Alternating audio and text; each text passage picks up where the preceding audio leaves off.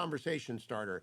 Lena Khan, a graduate of Yale Law School, as you are, has been nominated to join the Federal Trade Commission. Now, it was my experience when I hired Yale law grads that they couldn't even prepare an APA-compliant comment on a rulemaking. And yet, you and she are both diving into big tech's complexities. What do you make of that nominee, given her record of hostility to big tech? Well, I actually think it's an encouraging sign from an administration that has otherwise, thus far, Hugh, been pretty cozy with tech. I've worried a lot about the sheer amount of money that Joe Biden and Kamala Harris took during this last campaign, and that they had a history of taking over both of their careers. And Kamala Harris, when she was Attorney General of California, was extremely tight with the tech industry, did zero to hold them accountable. And then as you just look at the amounts, the piles of cash that tech poured into this administration to get them there. So this, I think, is an interesting nomination. She has an interesting misconduct background, a very tough on tech background, and a lot of interesting thoughts, I think, about antitrust enforcement. So we'll see. Okay, well, that's what I expect. I think it's a very hopeful sign, and I am not one of those chorus of people who say she's too young. No, she's not. You're not too young.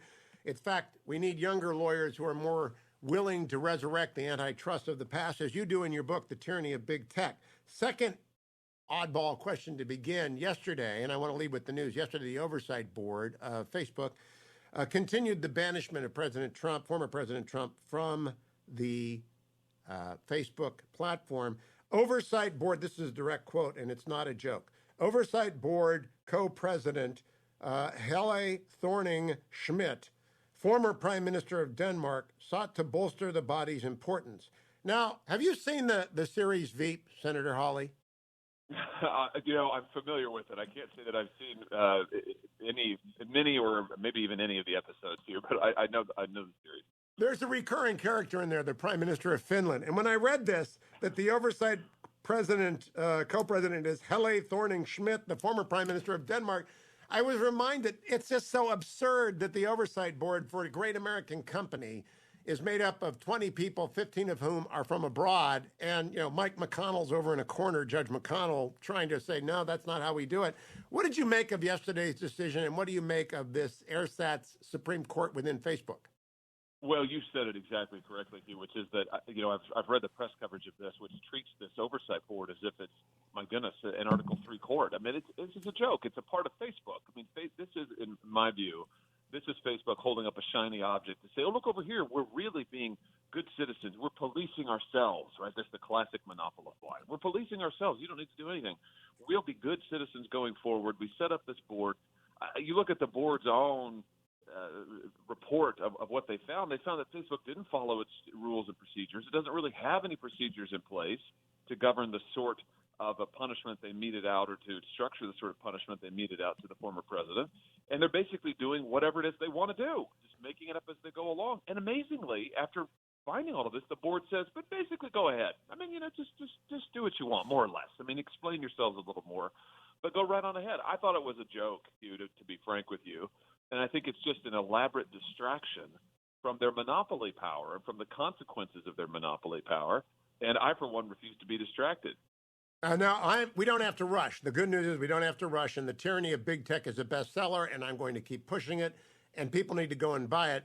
But I want to play for you a little clip of a conversation I had with Mark Zuckerberg on this show on May 20th of last year.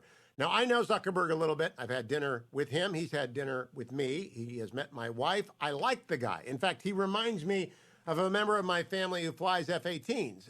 He's just a data-driven engineer, computer science side. So I have no personal animus. I like him. And I don't think you have personal animus. Am I right about that? Do you have any personal animus? Right. No, zero, none at all. I want people to understand, this is not a personal thing. This is just business in the old-fashioned way. Actually, it's just all freedom. Here's what he and I talked about the Oversight Board last year. Can we play that clip, friends? People want an independent organization that they can appeal to if they think that we're getting something wrong on content, right? So if people obviously really care about having the ability to have a voice, and I really care about that. That's a big part of why I created the company. I don't think you create a company like this that empowers individuals if you don't believe that individual voice is really important. But then you get into all these very complex nuances, like, no matter what you think about free expression or giving people a voice, you obviously aren't going to want to support terrorist content or child exploitation or some of these really terrible things. And even U.S. tradition, which is the strongest free speech tradition in the world, we have principles like you can't go into a movie theater and yell fire in the middle of a crowded theater because it could put people in imminent risk of physical harm. So all the debates then flow downstream from that to, well, how do you define what is harmful and what isn't, and how do you make it so that people can express as many possible things as they would like, but you just try to cut down on the things that are truly going to be dangerous. And those they're philosophical questions, they're political questions, they're going to be debated for forever.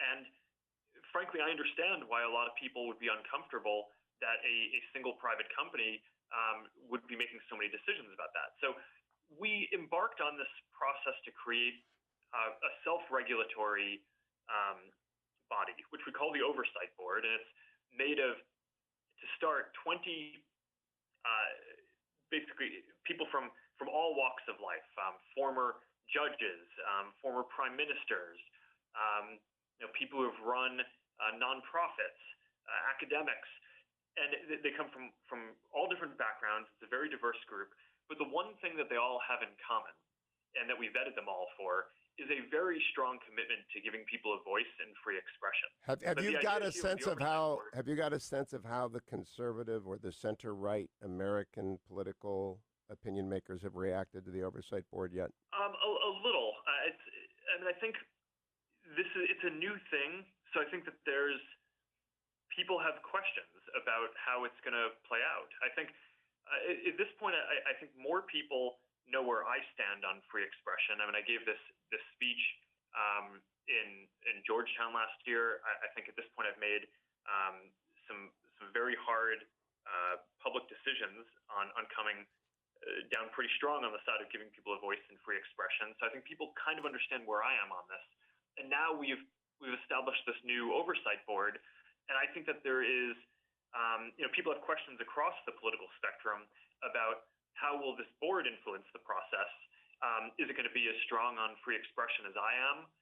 On the other side of the spectrum, I think a lot of people worry, is this really going to be an appropriate, is this going to get to good outcomes because Mark and the team were so focused on appointing people who believe so strongly in free expression. So I think that there are questions about how this will play out. But the announcement of the Oversight Board was never meant to be the end of the process. I think this body will build its credibility over time by the rulings that it makes. When people appeal decisions to it, and it will rule over time, I imagine, very thoughtfully and transparently, and I would imagine in a way that will be very protective of people's free expression. The most piercing criticism I've heard is, I think it'll establish its reputation that way. The most piercing criticism I've heard, and I'm not really much on content moderation. I'm much more libertarian than most, is that of the 20 members, 15 are not Americans. Of the 5, only 1 is an originalist. I know Judge McConnell, but he'll get rolled by 19 people. And do we really want 15 foreigners moderating content about American political discourse? In other words, how in the world did we end up? It's almost like a new Coke moment. How did you, with your commitment at Georgetown and even on Monday at the European speech, how did you end up with a group that most sort of free speech absolutists like me say, oh my gosh, that's not a free speech group. That's a bureaucracy like the EU. Well, I think we're going to have to see how it, and I think it'll build its credibility over time through the decisions it makes. But look, I would encourage folks to not oversimplify this to the point of saying that someone who isn't American can't care about free expression. I think that is. Well, that would be stupid. That would be stupid. But the American standard is the most rigorous in terms of allowing speech. As you said earlier, we are the most protective of speech in the world, and a lot of Europeans aren't. I mean, British libel laws are not particularly good. Before we run out of time, Mark, I got to ask you about... So Josh Hawley, what did you make of his defense and my critique of the Oversight Board? Because I think now it's a young sapling they should pull up by the roots. It's a disaster. It is a disaster. I thought the most telling comment was when Zuckerberg said toward the beginning of his interview there that people want something to appeal to. Well, yeah, naturally they do. How about this? How about a court? How about you allow folks to actually enforce Facebook's own terms of service against the company? I mean, I think it's a joke, Hugh. Right now, Facebook has these terms of service. So does Google, YouTube, Instagram, etc. They have these terms of service. You agree to them when you sign up to become a user. They're totally unenforceable thanks to Section 230. If they deplatform you in violation of the terms of service, you can do absolutely zero about it. Why not allow people to go to a real court and actually have their day in court? And why not actually put the 230 standard, which requires good faith in takedown decisions, good faith in deplatforming decisions, why not actually put that back into law? The courts have read it out. Why not put that back in the law and allow people to say, wait a minute, you didn't deplatform me in good faith. You didn't follow your own terms of service. I want to have my day in court. That's what I would do instead of some made-up fake court within Facebook that Facebook controls. Now, I've got to pause there. One of the reasons I like the tyranny of big tech so much is I learned some things I did not know, one of which is that Section 230 effectively eviscerates terms of service. I did not know that, Josh Hawley. And I know this stuff a little bit. I mean, I've read Shoshana Zuboff's The Age of Surveillance Capitalism, which is a neo-Marxist critique that takes forever to get through before I got to the, you are the lamplighter along the forest path that she carved through the wilderness of big tech law. But I did not know that Section 230 eviscerates the terms of service. That's news to me. Yeah, basically what 230 does is 230 has a good faith requirement in it. It's in 230 Section C2, not to get too in the weeds here, Hugh, but it is an important point. There is a good faith requirement that says that the publishers, or the platforms rather, can take down content. They can moderate content, including takedown decisions, but they've got to do it in good faith. Here's the thing. Courts have, over the last 20 years, courts have essentially read that out of Section 230 by saying that actually a different provision of 230, Section 231, C1, covers every decision. Justice Thomas actually had an opinion in the Malwarebytes case recently this last term in which he sets this out really, really well, and he walks through how courts have effectively rewritten Section 230 to give ever more power and deference to the tech companies.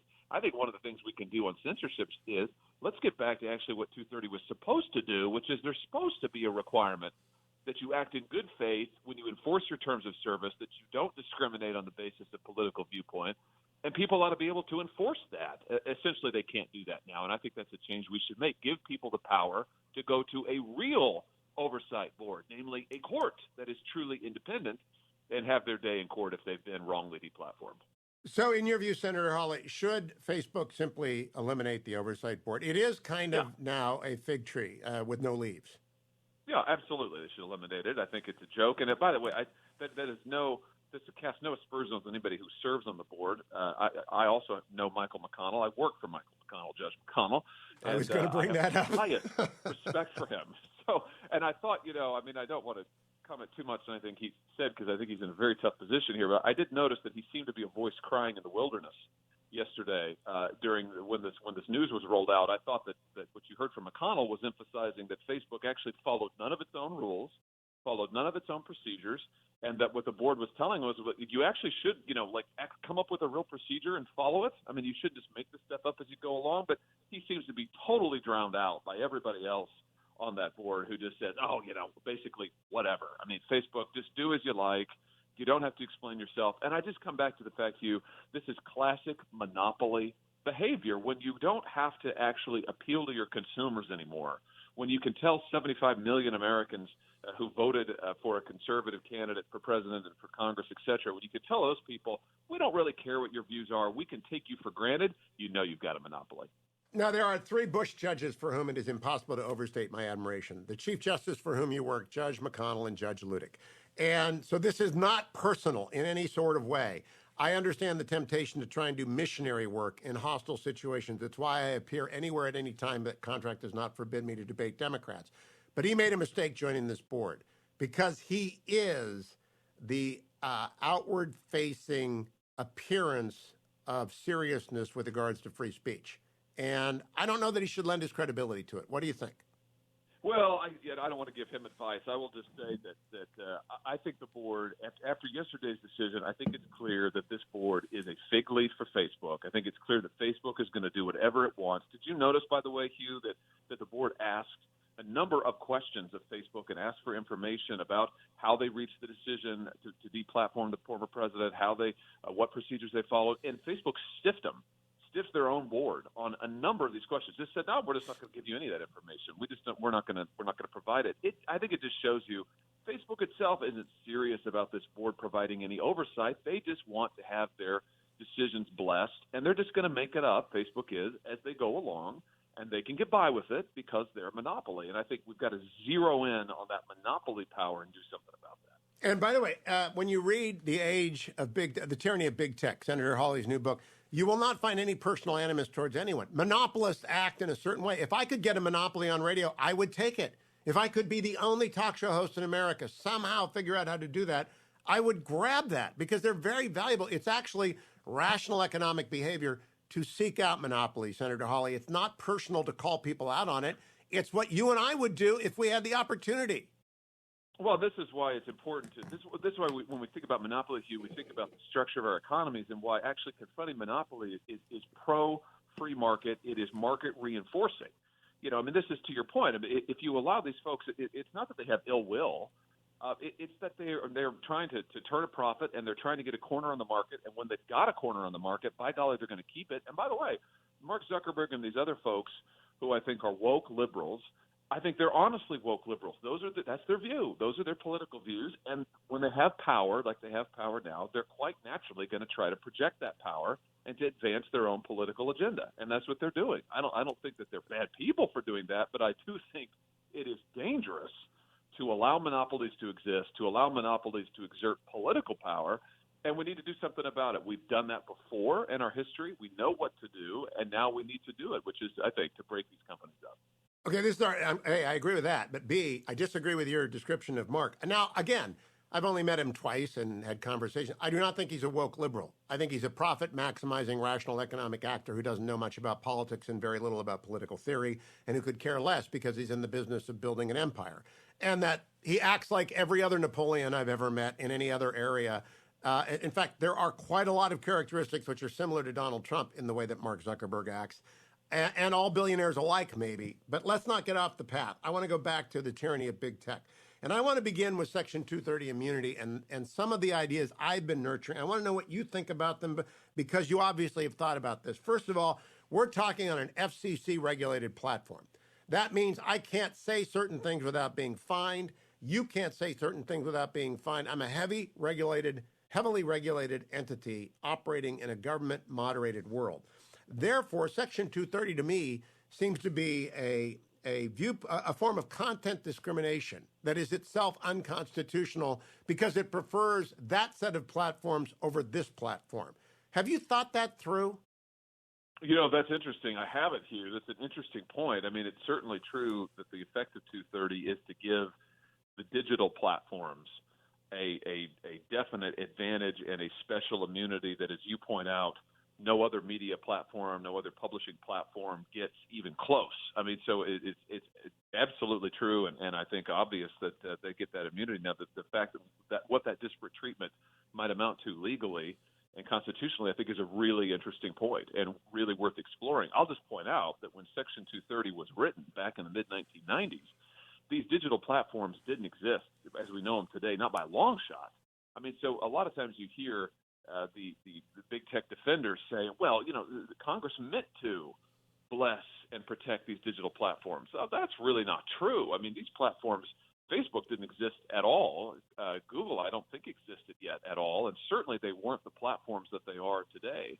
So these companies have really bootstrapped 230 to protect them as now these massive media conglomerates in a way that just simply was never intended by that law. And I believe some little radio station, one station ownership ought to bring that lawsuit with Alliance Defending Freedom or the Beckett Fund and argue that, in fact, there is content discrimination being advanced by Section 230 and it's unconstitutional. But let me go to my second big question, which you don't deal with, although you put forward the factual basis, as does Shoshana Zuboff. Facebook is so dominant in their marketplace that they are actually a company town. And I teach March v. Alabama every year that I teach con law, which is 24 out of the last 26 years, where private sector actors can become government actors when they so overwhelm the space in which private individuals live. They have to be held up. It's the duck rules. If it looks like a duck, sounds like a duck, walks like a duck, it's a duck. Do you think the actions of Facebook or the actions of Google, but especially Facebook, given its market dominance, are in fact state action to which state action doctrine can be applied?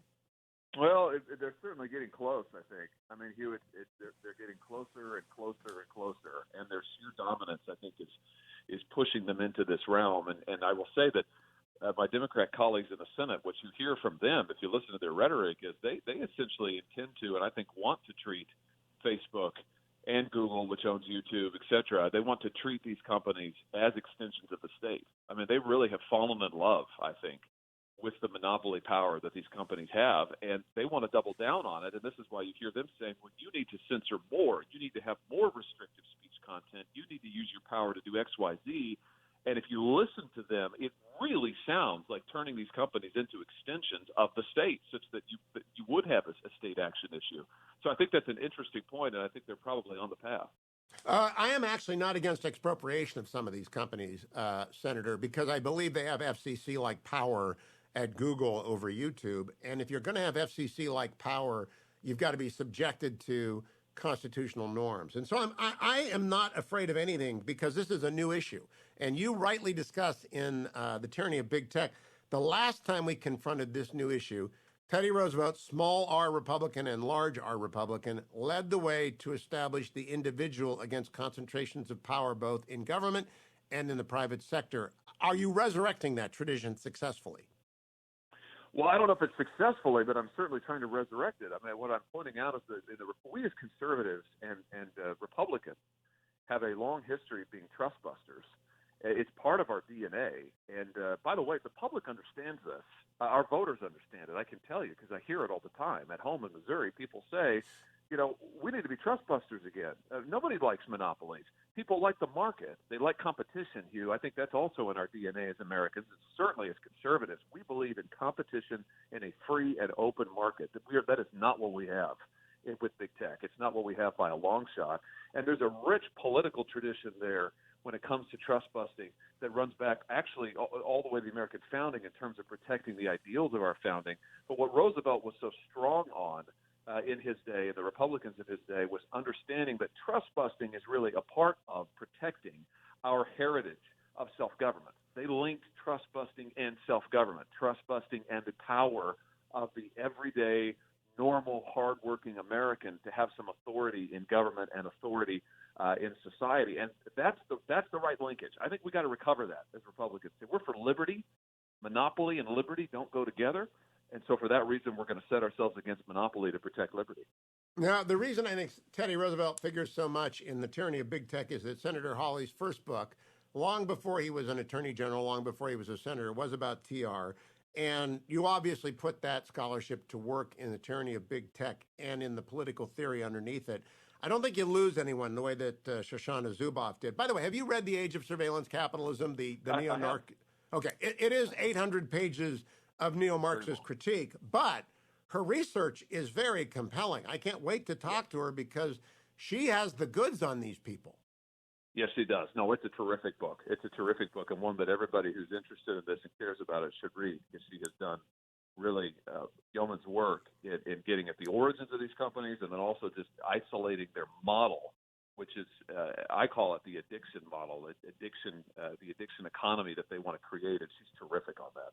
So let's begin in the point of data that you share with her, which is the addiction economy. And I want to begin with the harm to children specifically.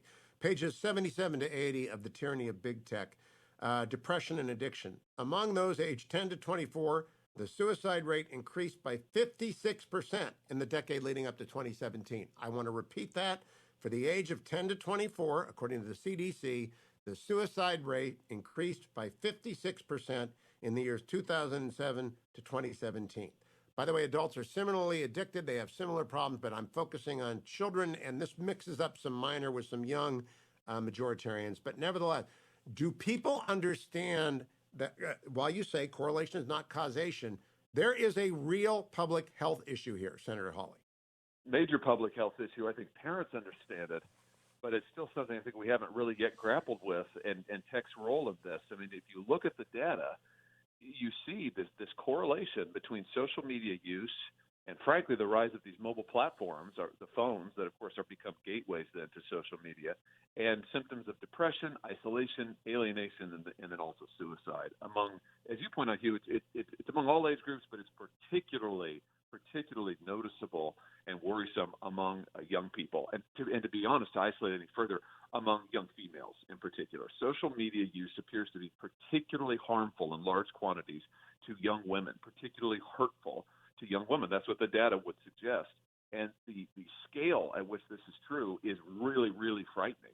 And I think it's something that I try to set out the statistics in the book, and you just referenced some of them, in order to help people focus on the fact that there are major externalities, to use an economic term, major externalities to the addiction model that these companies use to make their billions of dollars.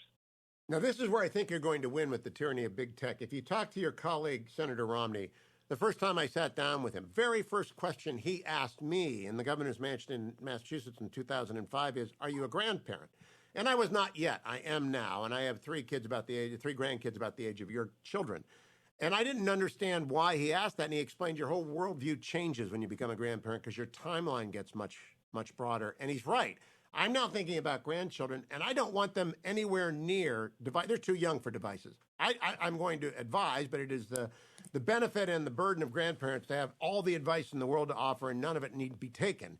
But I don't want any device near my grandkids. It's a data collection machine. It's a information packaging. It's a signaling device. It's terrible for kids. Do you think you persuade people of this?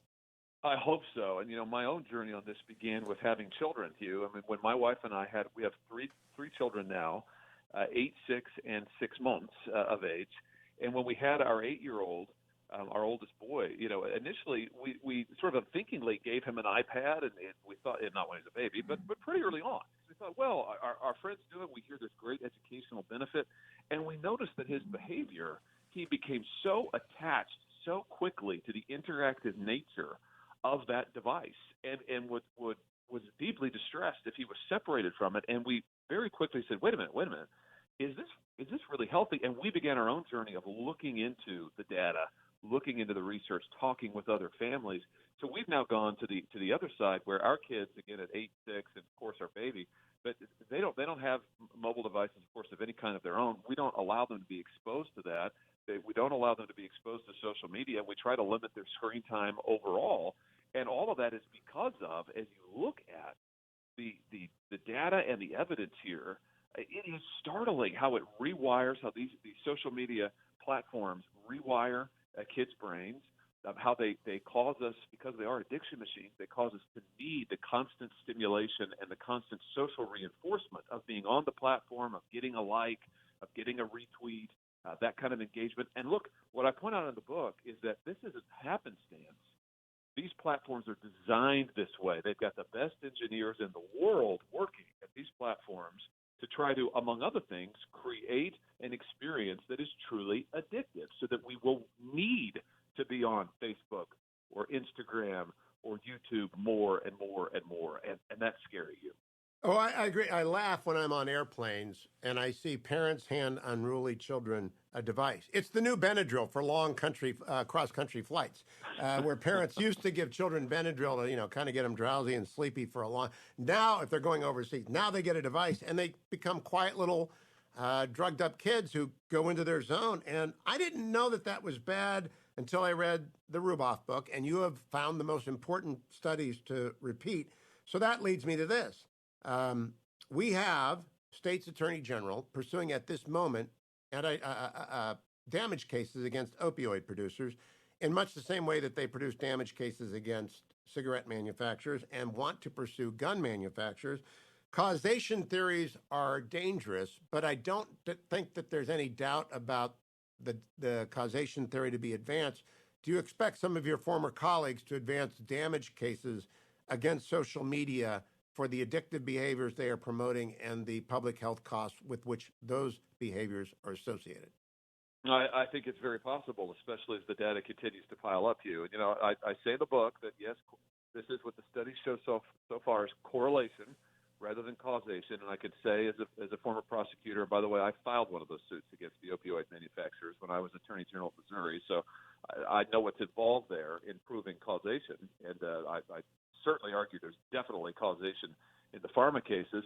And I think that here, these companies, they need to be very careful about what they're doing and own up to it. And this is one of the things that so far you see them taking very little responsibility. Facebook, Google, very little responsibility for the addictive nature of their products. They've only barely begun to admit that they actually designed the products to be addictive. I mean, for years they've resisted even that. Said, "Oh, no. We just want a better user experience."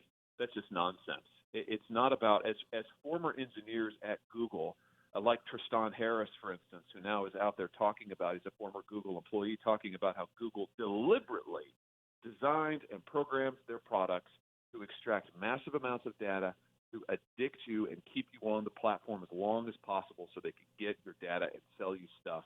I think the more that evidence piles up and the more the harms in suicide, depression, and other public health issues pile up, the more danger these companies are going to be in, and rightly so.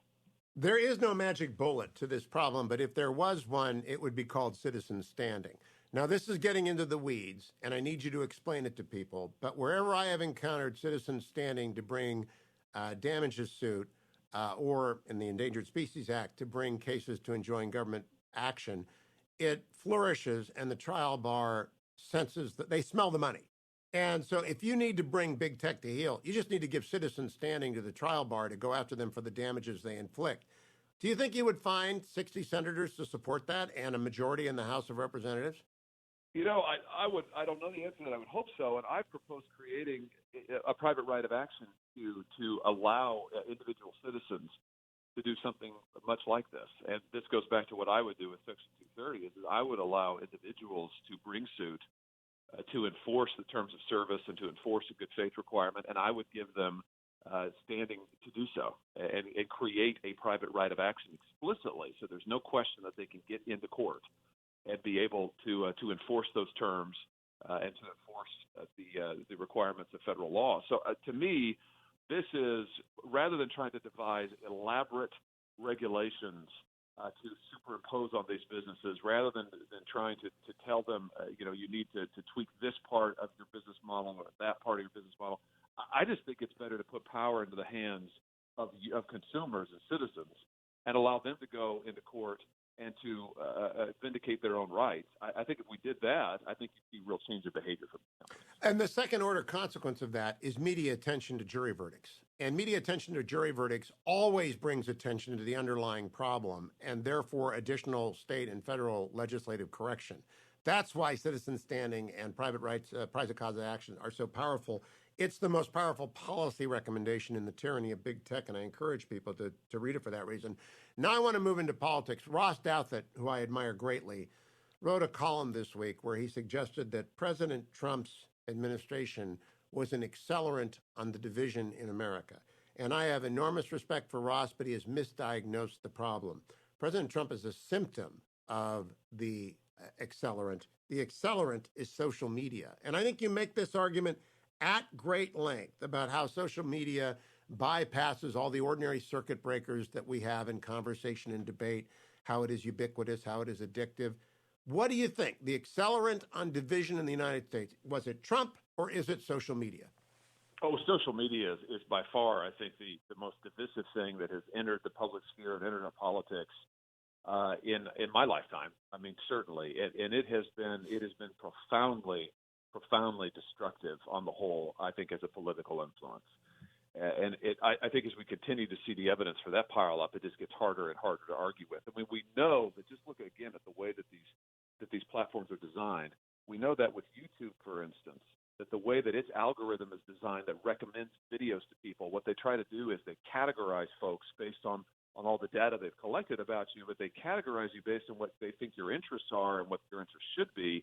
And the effect of that is to silo folks off into different camps pretty much as soon as you come on the platform. And so the videos that they recommend to you, if you turn on your autoplay on YouTube, the videos that they recommend to you are not only going to be partisan, not only going to be in your silo, but what reporting has shown, I talk about this in the book, is that they tend to become ever more extreme.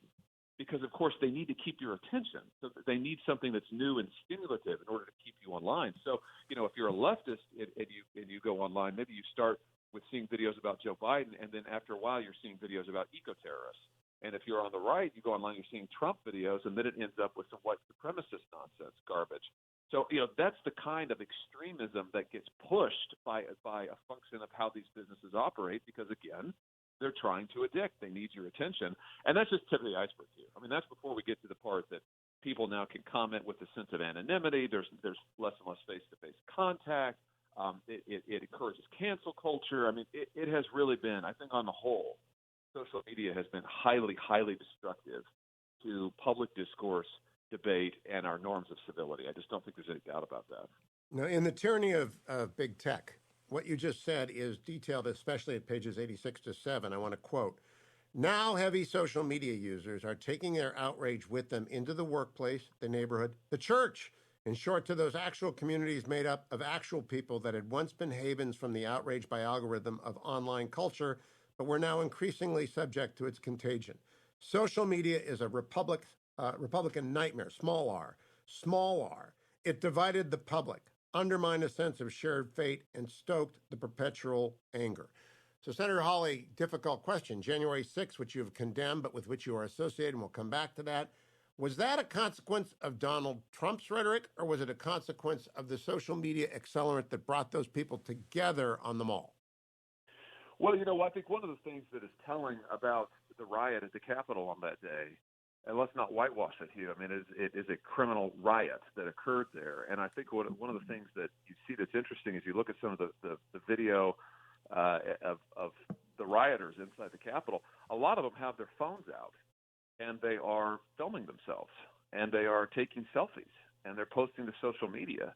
That tells you something about our current culture and social media's role in it, that the sort of performance nature of it all. It's sort of like, oh, here I am in the midst of this criminal act, and I'm performing for social media. Let's stop and get a selfie of me doing this.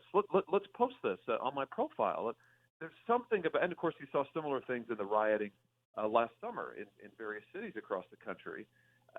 There's something about the performative nature of social media that encourages, I think, ever more extreme behavior. And that's before we even get to the part about the extreme speech and how, again, it silos people and pushes more extreme content to them. But I do think that social media's role in dividing the country, in encouraging ever more extreme and hateful rhetoric, and then encouraging this kind of constant performance, even violence as performance, is something that we've got to reckon with. Now, I do not want to immunize my own business from this impulse. In fact, all of media is being driven by monetization pressures to try and get 100% of the 3% of their side of the world. That's why television ratings are falling. The 100% of the 3% on the left and the 100% of the 3% on the right are not enough to support a television audience. On this radio show, I try and get 10% of the 100%. That's a completely different dynamic. Social media lives on the impulse to seek ever smaller niches of people who will like you, and I do mean that in terms of the button that you push or the retweet that you get. This evolution of behavior has got to be broken, or we are doomed not just to silos, but to tribes that are armed continually. Senator Hawley, we're going to make the Afghan ungovernable areas and the Pakistani ungovernable areas look tame because we're better armed than they are. Yes, that's right. And I think that, again, just if you look at the dynamics that social media encourages and enables, which is it encourages rhetoric that is not tethered to face-to-face relationships. And all the data on this, Hugh, and I walk through some of this in the book, shows that when we have conflicts in person, in our normal lives, when we have conflicts with someone, the conflict tends to be mitigated by in-person contact. It tends to be mitigated by personal relationships. And this is how we've traditionally solved our problems. This is why deliberation typically happens in person, right? Because there is an interpersonal nature to it that is healthy, where you think, well, I might really disagree with this person or be very, very angry with what they've said about me, but I also know them personally. And so, I might just give them the benefit of the doubt, or at least be able to have some sort of a rational conversation with them. Social media, not only is that not possible, the whole point is you don't have to see and know any of these people. The whole point is you can just go and shout at them with a megaphone and to get other people to gang up and shout at them and never have to deal with them otherwise. And there's been lots and lots of studies done on this, that the cumulative effect of that is more screaming, more shouting, more division, less deliberation. And for a republic like ours that's built on the control of the people over their government and the power of the people to deliberate together, introducing this dynamic that social media does, I think, again, it's really harmful. The deliberate together part, Senator, is gone. And now I want to turn to what happened to you. People talk about cancel culture. You actually were canceled by my publisher, Simon & Schuster, which published The Fourth Way, and I like Karp, and I love everyone at the team. He's the publisher at Simon & Schuster. They canceled this book, and full disclosure, it came to Regnery, which is the best thing to happen to Salem Media, which owns Regnery, in a long time in the publishing niche, because we're going to sell a bazillion books, because this is a good book, and it's now a totem as well of free speech. But you are also paying a price. You are being identified with the criminal riot, the insurrection, because of your photo, a famous photo now, of raising your fist. And I want to ask you what you intended to message there and whether or not you're aware of what's happening as a result of the woke media's attempt to ruin you right now.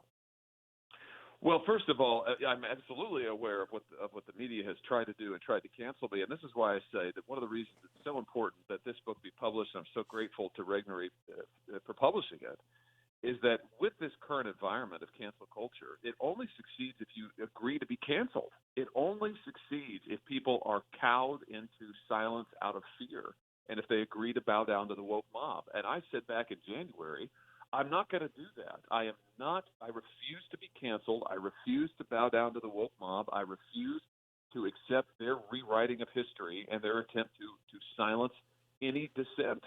And I continue to watch, this administration, and while they talk about unity, Hugh, they have pursued policies and gone after critics in a way that is anything but unifying, and they surely know that. And I think this effort to silence dissent in the way that the liberal press has participated, not only participated, but has eagerly tried to accelerate this process and tried to carry it out is really something. It's really startling, and I think really dangerous. So let me follow up, Senator. What were you go ahead. thinking when you raised your fist? Right. So to get back to that, so I was that was on my way into the House chamber on the day on January the 6th. Before the certification process began, I was crossing the plaza there, Hugh, and there were lots of demonstrators there at the Capitol peacefully. They were this is on the east side of the Capitol now, just to orient folks, the side that faces the Supreme Court. The demonstrators were off of the plaza. They were standing behind the police barricades on the far end of the plaza, so I wasn't close enough to talk to any of them. But they were there waving American flags, and as I was walking across, they began, calling to me, waving at me. So I waved back, and I gave them a thumbs up, and I raised my fist as I often do, sort of fist pumping. And what I was doing there, Hugh, was just saying, hey, good for you for being here.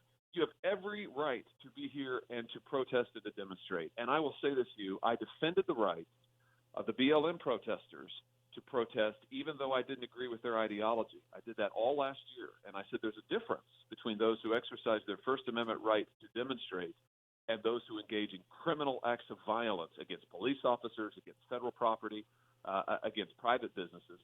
And I think that's true whether you're on the right or the left. So I don't regret at all supporting demonstrators who are peacefully exercising their right to protest, but nor will I give any quarter to those who engage in criminal acts of violence for whatever reason. I don't care what your rationale is. I'm a former prosecutor. If you break the law and you assault cops and you attack federal buildings, you're a criminal, and you should go to jail for that. Now, Senator, just to follow up, one more point on this. I have a friend, Jan Janura, who is always telling me, you can't smile enough. When you're on television, always smile. Even if someone is insulting your family, smile. Because if you have a grim visage, that will be cut and pasted. When you raise your fist, you have a grim visage. Do you regret that grim visage? If you'd smiled and raised your fist, we'd never have seen the photo. Well, actually, probably the parts where I were smiling, I'm sure there are other pictures here. I mean, I walked for some distance. So I think it's probably no accident that this is the particular photo that whomever the photographer was chose to put out there to the press. But listen, I don't regret supporting the right of the demonstrators to protest. And I have resisted very fiercely, and I'll continue to do so, equating every demonstrator who was in Washington that day or up on Capitol Hill that day with the criminal rioters. That is simply not true. There were tens of thousands of demonstrators in the city. There were probably thousands and thousands up on Capitol Hill. To say that those people were all criminals and that anybody who was there or wanted to be there was a rioter and should be punished is a terrible slur on those people, and it's just factually wrong. I mean, I've heard the FBI director himself say this, that those who came to, overwhelmingly, those who came to Washington, those who protested and demonstrated, did so peacefully. We've got to maintain the distinction between those who do these things peacefully, whether we agree with them or not, and those who commit criminal acts of violence. And so I will continue, as a First Amendment guy, I will take my stand there every single time. Now, there's a big difference between you and me. You were a prosecutor. I worked at the Department of Justice, and I always tell people that doesn't make me a prosecutor, nor did I stay at a Holiday Inn. But I always tell people that when allegations are made about election fraud, there are allegations, they must be followed by evidence, then they must be followed by arguments that are heard by fact-based jurists or juries that result in rulings that end up in judgments. We never got beyond the allegation fade on voter fraud anywhere.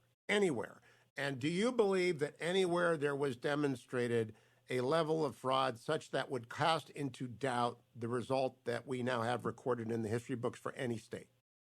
I'm not aware of any such evidence or fraud, Hugh, and I'm not aware of any court that has found that there was. And this is one of the reasons why my objection, as you know, I filed an objection to the state of Pennsylvania. And my objection was centered on how Pennsylvania failed to follow their own state constitution, and then further how the Pennsylvania Supreme Court then intervened additionally in order to change the balloting procedures and change the times in which ballots can be returned. These, to me, are major issues that are legal issues, not factual issues, but legal issues, procedural issues, and constitutional issues that deserve to be highlighted. And I think really for many folks, at least in my state, highlight the kind of and get to the kind of irregularities that they feel were permeated this last election. And so that's why I said, listen, if you look at Pennsylvania, that's what I said on the floor of the Senate that night, the night of January 6th. If you look at Pennsylvania, if you look at their failure to follow their own constitution, Pennsylvania's constitution doesn't permit universal mail-in balloting. And yet Pennsylvania officials did it anyway. And then the Pennsylvania Supreme Court, as Justice Thomas has actually recently written about, the Pennsylvania Supreme Court later further intervened and to change the rules on when ballots could be returned and so on. Those, I think, are improper. They were not able to be, neither of those challenges were ultimately able to be adjudicated or were adjudicated. The Pennsylvania Supreme Court refused to hear the constitutional challenge. So that's what my objection centered on, and I think those are important, Hugh, and I think it's important to have a debate about election integrity. We're having it now, and I thought we needed to have it back in January. And I also thought, Hugh, and continue to believe it's my job to represent the views and concerns of my constituents. And I can tell you, my constituents were very, very, very concerned and upset about these reports of irregularities in the 2020 election, and they wanted their views expressed and heard in the Senate. And that's exactly what I tried to do. And in a legal fashion, the precedent for which had been laid down by Democrats objecting to the election, both of Donald Trump and of George W. Bush, as you point out in the Tyranny of Big Tech introduction. I want people to understand that process that was underway before the riot and the insurrection was one developed by Democrats under a statute on the books. Now, here's the key thing. The vice president had no authority to return the electoral votes to the states, in my view. Do you agree with me? Yes, that's absolutely correct. I mean, the vice president is there to. I was actually asked about this on the night of the 5th, I think, on Laura Ingram's memory serves, so not Tuesday night, and she asked me this exact same question. And my view is that the vice president, he doesn't even count the votes. I mean, under the statute, the vice president is just there to open the ballots. He hands them to the clerks, who then announce them and count them. This is 100% why I object to Legacy's media of the coverage of you, of this book, and of the controversy, is they never get to the fact that this is a furrow that is well plowed, being pursued by Republicans for the first time, who were aware that the vice president could do nothing, and that is what happened. But Legacy media repeating the accelerant that social media has laid down that you describe in the Tyranny of Big Tech is not intent on telling what happened. It's intent on telling a story that benefits their political point of view. Do you agree or disagree with me, Senator? Oh, no, that's exactly right. No, that's exactly right. And you hear all kinds of outright lies about this day and about what I did on the day. I mean, for instance, you referenced that photograph of me. What you'll hear the media, what I've heard the lefty media say over and over is that's Hawley out there as the encouraging the rioters, as the riots in progress. So, it sounds, because, of course, the picture doesn't show any of the demonstrators. It just shows me. So you'd think from listening to them that, he's out there in the midst of the riot and he's cheering them on. Totally 100% false, completely false. Or that the other great lie is that, Ted Cruz and Josh Hawley and the other senators and representatives, about 150 of us, I think altogether, Republicans who filed objections, wanted to have a debate. They were attempting to overturn the results of the election to change the outcome. Also false, Hugh. Totally and completely false. As I said at the time when I filed my objection, I was asked on day one, are you trying to overturn the results of the election? I said, I am trying to represent the views of my constituents and have a debate. All the law provides for is if there's an objection, you get to have a debate. And as you pointed out, Democrats have objected to 11 states over the last 3 presidential elections that Republicans won. 11 states. And guess what? They're entitled to do that. The law provides for it. You get a debate. You resolve that with a vote, you move on, and the election is certified. Now, the allure of a false narrative is awfully powerful. And we have a mutual friend in common, the Chief Justice of the United States. You know him a lot better than I do. I only worked for him for a year. You worked for him for a year, and you've been very good friends since then. He is the victim of a false narrative about his Obamacare decision from the right. There are victims of false narratives that are convenient everywhere in this country. The problem is false narratives used to die from lack of oxygen.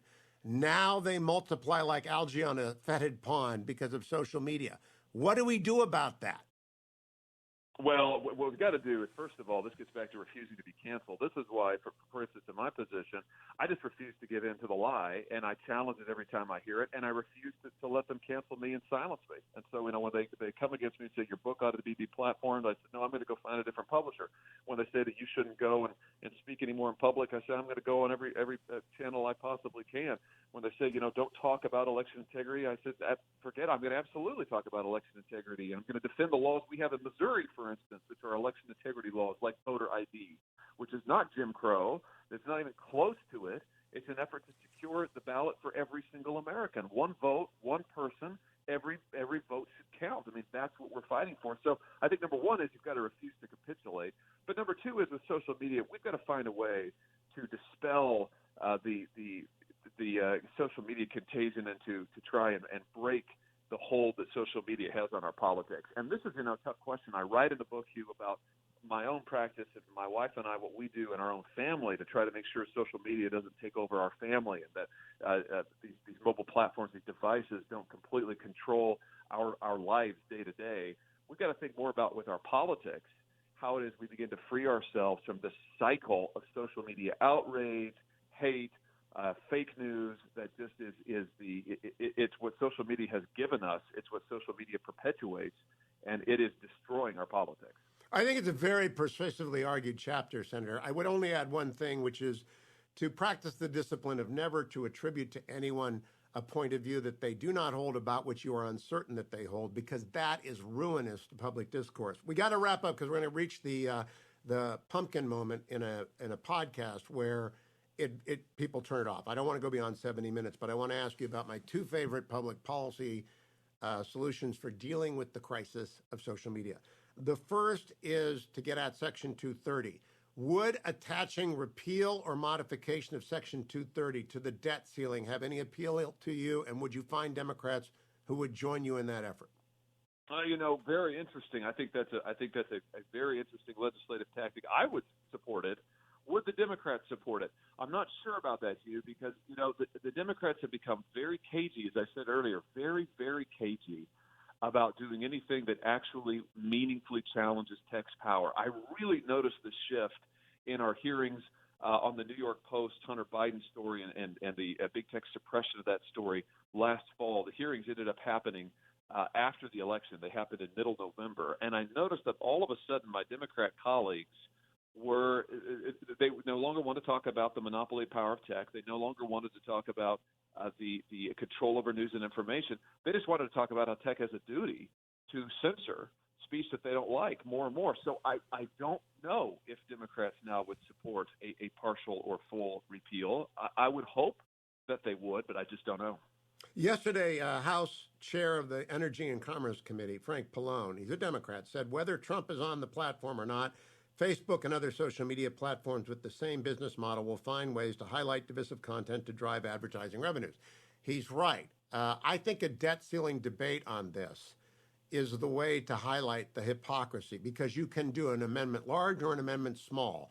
Don't shut down the government over minor matters, but do shut down the government over and threaten the full faith and credit of the United States over that which is an existential threat. And this accelerant of division is an existential threat to the republic. Yeah, it certainly is, and I agree with everything that the chair said. And I hope that other Democrats will continue to believe that, and I hope that and recognize that, I should say, and I hope that Republicans will too. You know, I write in the book about how Republicans' views in the Senate that I've observed have really changed over the last 2 years, and I think some of that is just a hard experience as Republicans who have seen these companies abuse their power in order to accumulate more and more power, abuse their power to shut out competitors, and then abuse their power to censor speech. I think more and more Republicans are saying we've got to do something about this, and I hope that momentum continues to grow. Okay, the last area is very controversial, but I took this position 5 years ago before Donald Trump, which is billionaires bother me a lot. I think they're very, very bad, and I'm always thinking of Marcus Crassus, the billionaire of ancient Rome, and how he brought about the destruction of an army in Persia, but he was known for bringing up fire trucks to burning buildings and charging his fellow citizens to put out the fire or sell him the building. And this concentration level of wealth is bigger than the robber barons. It's actually far greater than the robber barons. If you take the 5 wealthiest big tech companies, they have more money, and money is power in an oligarchy, and an oligarchy is the worst of the 6 forms of government. It's even worse than aristocracy, because second-generation aristocrats gamble away their money or they lose it on stupid schemes. But first-generation billionaires are dangerous. What about a wealth tax for people who have more than $1 billion? I mean, what about going to the people in whom this great, almost happenstance of the intersection of need and technology occurred, and who are they are not less genius than they are, but I don't know about billionaires in republics, Senator. Well, I share a lot of the same concerns, Hugh. I really do, and I think that this is why I write in the book about the danger of oligarchy, and I really feel that we are right on the brink. I had someone ask me the other day if the founders were here today and they walked around Washington, D.C., what do you think their impressions would be? And I said I think that they would warn us that we're living right on the brink of an oligarchy with the kind of control of money and power and political influence that these companies and their founders have. This is exactly the kind of political economy that the founders wanted to prevent. And this is what the whole first part of the book is about. It's that the founders were dead set against aristocracy and oligarchy, dead set against it. And they tried to fashion a political economy that would prevent it, and if power ever began to concentrate, that would disperse it. And I think we've lost their political economy. We've lost their overall vision of a society and economy, and we need to try and recover it, and we need to try and re-implement it. And I think it's an urgent task.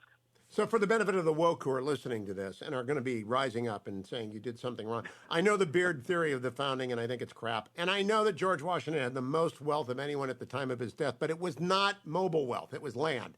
And the problem here is the problem you describe in the Google FTC response in 2012. When the FTC began an investigation, Google literally overwhelmed the White House and the FTC with lobbyists and agents of their company. By the way, rational economic behavior. But I've never seen anything like it, and I did not know about it until I read The Tyranny of Big Tech. Is there any way to expose that? If you can't stop it, they have a right to have lobbyists. But I've just never heard of a lobbying effort like that. That seems like every person I must be the only person living inside the Beltway who is either not elected or not on the payroll of Big Tech. You might be, too, and maybe you'll get a call after this. Good for you, by the way, for being independent. I do think that exposing it is key. This is one of the reasons why I have pushed for 2 years now, for my entire time in the Senate, I have pushed the FTC to release their memoranda from 2012, from that time period, about what they concluded about Google's monopoly power and what the career prosecutors, what the antitrust enforcers actually recommended to the FTC's commissioners. And the FTC has consistently refused to disclose any of that. Now, recently, a bunch of it was leaked from, who knows where. Presumably, somebody within the FTC leaked a bunch of it, and we learned that the FTC had concluded that indeed Google had monopoly status, market concentration, that the investigators and the career staff did indeed recommend a full prosecution, and that it was shut down politically. And I think that we have got to continue to expose this, and this is one of the reasons I take the time in the book to name some names about who these tech companies fund and how broadly they disperse their funding. And listen, there's nothing wrong with, as you say, tech companies any company or individual can try to get somebody to represent them in Washington and represent their viewpoint. But I think the people do deserve to know who is paying whom, and they do need to know how broad the influence is of tech and just how much influence they have purchased over years. Because when people say, why can't Congress seem to get its act together, one of the reasons is the tech's hold on the centers of influence and thinking in Washington, D.C. is very, very strong, and they've worked for a decade or more to cultivate it. The only parallel, your friend on the Judiciary Committee, Senator Cotton, has been after foreign influence of the CCP on campuses in the United States, and good for him. I don't want to compare big tech to the CCP. They're not that. But they are value maximizing agents of preservation of their wealth, and therefore they're going to deploy whatever they can to stop the Congress from acting. And I wonder if we just don't need to expose as ruthlessly. The New America Foundation, I had no idea. I went and looked it up. I went and got their 990. Michael Lind, who you quote approvingly, is the New American Foundation recipient, I believe. And so the New American Foundation, everyone who works there, is not bad, but they are a Google. I mean, that story is kind of a shutter story. Google took the money away. They shuttered and disemployed all these people when they got into tech criticism. We just need to know who's paying whom. We just always need to know where the money is. That's exactly right. And I think with tech has gone to some lengths to conceal that by setting up different nonprofit organizations that they fund, but that don't appear to be directly related to tech. And then those nonprofits go out and they forge links with academics and so forth. And that whole web just needs to be brought into the light of day. And I try to do some of that in the book, but it's an ongoing process because tech continues to pour money, to dump money into these efforts at persuasion and influence in Washington, D.C. The only thing that I noticed about this town here is that, again, in my short time here, I noticed that all of these, to your point, billionaires and these massive multinational corporations, they seem to be exceptionally well represented. The problem is that I don't notice too many ordinary folks who could afford legions of lobbyists and who seem to be very well represented. And that's really the problem, is that the views of the everyday parent who are struggling to keep their child off of these platforms, to struggle with the addictive consequences of these platforms, or struggling to keep their data private, they're not really getting much of a voice, while these tech companies have a very loud megaphone. That's a problem, and I think we've got to redress that. Two quick exit questions. Have you ruled out running for president in 2024? Yes. Okay, so you won't be, but you'll be running for re-election. Second one. You make a point of noting that you would not accept Mark's invitation to go meet with him. I didn't at first either, but I eventually went and had dinner with him. He's a great guy, and he reciprocated, came to dinner with me. And I actually believe when you get into a small group, especially if you get on one-on-one with the tech barons, you could persuade people. Are you going to continue to refuse to do that, or are you afraid of losing your independence by simply breaking bread? It's sort of in our creed that we ought to do that.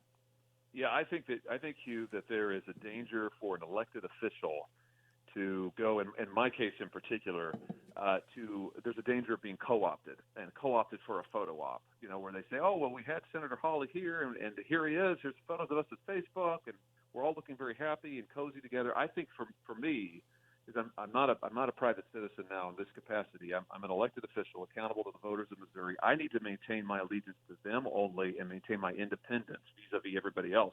Now, I did sit down with him. What I said to him was, I'll sit down with you, but I'm not going to go.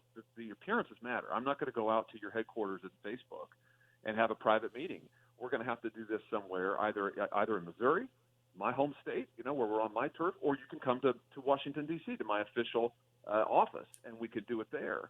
but I think it is vital to me to maintain my independence, and that's true, by the way, for all of these different entities, whether we're talking about the tech companies or other interests. My independence is absolutely non-negotiable, and I think it's what the people of Missouri expect of me. So I'll talk to anybody, and I'll work with anybody across the aisle, but I'll always fight to maintain my independence. Congratulations, Senator, on the Tyranny of Big Tech. It's a bestseller. It's going to stay up there if I have anything to do with it. And press on. I'm sure legacy media is a difficult place to go, but please keep being an evangelist for this point of view. I think we need it, and you cannot sell too many copies of the Tyranny of Big Tech. Thank you so much, Hugh. Be well. Thanks,